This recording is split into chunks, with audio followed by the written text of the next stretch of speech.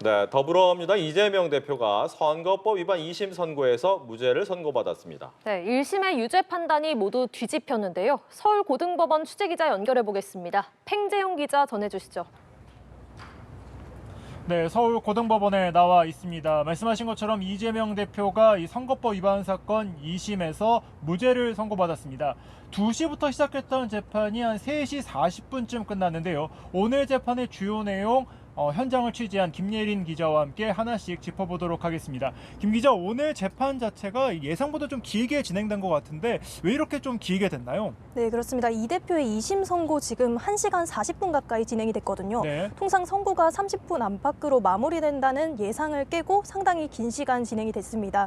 이건 재판부가 이 대표의 기소 발언을 상당히 세세하게 쪼개서 꼼꼼하게 판단을 했기 때문인데요. 네. 일단 재판부는 이 대표의 혐의 전부를 허위 사실이 아니거나 허위 사실 공표로 볼 수 없다고 판단을 했습니다. 또 이 대표 측이 공직선거법을 문제 삼아서 위헌법률 심판 제청을 신청한 것도 있는데 네. 두 건 모두 기각이나 각하를 했습니다. 또 이 대표는 이제 무죄가 선고되자 재판부를 향해 허리 숙여 인사하고 또 변호인들과 악수를 나누는 모습도 볼 수 있었습니다. 또 이 대표의 혐의에 대해 재판부가 각 무죄를 판단할 때마다 법정 안에 함께 들어간 의원들이 박수를 치거나 또 법원 안팎 지지자들이 환호를 하는 모습도 볼 수 있었습니다. 네, 그렇습니다. 오늘 재판의 이 과정을 좀 시간별로 좀 정리를 해보자면 먼저 오후 한 1시 45분쯤에 이재명 대표가 법정에 도착을 해서 출석을 했고요. 그리고 재판이 시작하면서 이재명 대표 측이 먼저 제기했던 이 검찰의 공소 자체에 대한 부당성을 주장을 했는데 이 부분은 검찰이 기소할 수 있는 사안이다 하면서 이 부당성에 대해서는 전부 다 타당하지 않다라고 이야기를 했습니다. 이후에 이재명 대표의 혐의들에 대한 하나씩 판단이 이어졌는데 김 기자, 먼저 이 김문기 몰랐다라는 이 발언에 대한 재판부의 판단이 꽤 길게 나왔는데 좀 설명해 주시죠. 네, 그렇습니다. 이 부분 재판부가 상당히 세세하게 나눴는데 일단 크게 한번 보겠습니다. 예. 첫 번째로 시장 재직 때는 하위 직원이라서 김 전 처장을 몰랐다. 그리고 도지사가 되고 나서 공선법으로 기소가 되고 나서 김 전 처장을 알게 됐다. 이걸 한데 묶어서 보면요. 1심도 사실 무죄를 판단한 부분입니다. 예. 2심 재판부도 마찬가지 판단을 했고요. 검찰은 이 발언이 이 대표가 자신에게 불거진 대장동 의혹을 떨쳐내려고 몰랐다는 말로 김 전 처장과의 공적 사적 관계를 부인한 것이라고 주장을 했습니다. 예. 그러니까 검찰 말대로 교유 행위를 부인했다고 이렇게 주장을 했는데요. 그런데 재판부는 아냐 모르냐는 것은 주관적인 인식에 관한 거라서 처벌할 수 없다고 판단을 했습니다. 예. 공직선거법상 그 검찰이 말하는 교유 행위처럼 행위에 대한 것은 처벌을 하는 규정이 있지만 예. 주관적인 인식에 관한 것은 처벌하는 규정이 없기 때문이에요. 그러니까 이 부분 이 대표 측 주장이 인정이 된 겁니다. 그러니까 김문기 몰랐다라고 한 부분은 이게 행위가 아니라 이 대표의 생각, 그러니까 인식을 말한 것이기 때문에 공직선거법상 처벌할 수 없다고 판단한 것이다. 이렇게 보면 될 것 같고요. 다만 1심에서 일부 유죄가 나왔던 골프 발언에 대해서는 또 이게 뒤집혔어요. 이 부분에 대해서 좀 설명해 주시죠. 그렇습니다. 이 부분이 1심 유죄를 이끌어낸 부분인데요. 1심에서는 그 이 대표의 김 전 처장과의 사진이 조작됐다는 발언이 대부분의 유권자들이 인식하기에는 해외 출장 중에 함께 골프를 치지 않았다는 취지로 해석이 된다고 판단을 해서 유죄를 선고했습니다. 네. 그런데 2심 재판부는 그렇게 해석이 되지 않는다고 판단을 했어요. 이 부분도 여러 개로 나눠서 판단을 하긴 했지만 일단 일부 발언에 대해서는 골프라는 단어 자체가 언급이 되지 않았고요.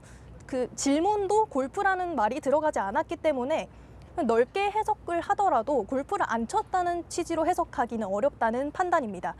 또 그 유죄를 판단한 핵심이요. 이 골프 사진이 조작됐다는 이 대표의 주장이었습니다. 이 대표의 발언이었습니다. 예. 국민의힘이 이 사진을 공개하면서 이것이 이 대표가 김 전 처장과 골프를 친 근거라고 했는데요. 네. 재판부는 이 사진이 조작된 거는 맞다고 봤습니다. 일단 원본 사진이 아니었고요. 10명이 찍은 사진을 4명을 떼낸 거라서 네. 골프를 친 증거가 될 수는 없다고 봤습니다. 네. 또 이 대표가 이 발언을 이 의혹을 해명하면서 사진이 조작된 거라고 발언을 했고요. 이게 골프를 같이 친 게 아니라고 해석이 될 여지는 있지만 아예 골프를 친 게 아니라고 명백하게 발언을 한 게 아니라 네. 다른 의미로 해석이 될 수가 있기 때문에 허위라고 단정할 수는 없다고 판단을 했습니다. 사실 말씀하신 이 부분조차도 2심 재판에서 이재명 대표 측이 주장했던 내용입니다. 그 내용들이 대부분 받아들여졌고 결국에 무죄까지 이어진 상황입니다. 그러니까 1심에서는 이 대표 측의 주장이 받아들여지지 않아서 일부 유죄가 나왔던 부분이 2심에서는 받아들여지면서 무죄로 바뀐 상황이고요. 그럼 두 번째 쟁점을 다시 한번 또 하나 짚어보도록 하겠습니다. 바로 국정감사장에서 이 국토부의 협박에 의해 백현동 부지를 5단계 상승했다, 이 부분인데요. 이 부분에 대해서는 검찰이 또 허위사실 공표가 될 수 없다, 이렇게 판단했어요. 네, 재판부가 법원에서. 그렇게 판단을 했는데 네. 이 부분은 1심 법원은 모두 유죄로 본 부분인데요. 예.